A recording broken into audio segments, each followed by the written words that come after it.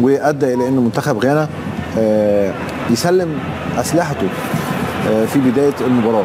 اتكلم عن ظرف 3-4 دقائق قدم منتخب المغرب بالهدف الاول، واهم ميزه عملها منتخب المغرب ان هو لم يتراجع للمحافظه على الهدف او الهدفين او الثلاث اهداف، لا، استمرار في الهجوم، استمرار في الضغط، ثم مهارات العاليه لمجموعه اللاعبين على ارضيه الملعب.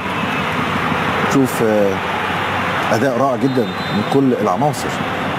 ثم حاله منتخب غانا الدفاعيه اللي كانت غير جيده في مباراه النهارده، ولكن ده لا يبخس حق منتخب المغرب في انه يستحق الفوز ويستحق التفوق لعبا ونتيجه. كلمتك قبل المباراه قلت لك منتخب المغرب من الناحيه الفرديه رائع، اديتك امثله بعناصر كتير جدا. مشكلته في الجماعيه، النهارده كانت في جماعيه صحيح، النهارده حتى بعد التغييرات بالظبط. النهارده سخروا امكانياتهم لخدمه المنتخب، مش مهم مين يجيب الجون، انا او امين او هيثم، لا، المهم الفريق يكسب.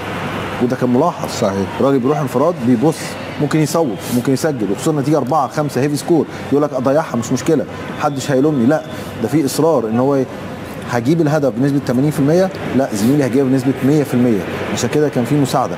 ثم الاخطاء الساذجه اللي وقع فيها منتخب غانا، الهدف ده سهل قوي ان انت تتفاداه. اولا الكره اصلا كانت طالعه اوت، فالمدافع بيلحقها من على الخط وبيهيئها عشان تبقى هدف لمنتخب المغرب.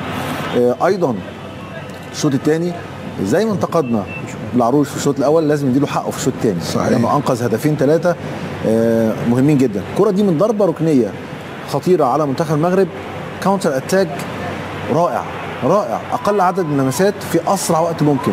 كانوا في البوكس بتاع منتخب المغرب، اصبحوا في البوكس بتاع منتخب غانا، تحول خرافي سريع.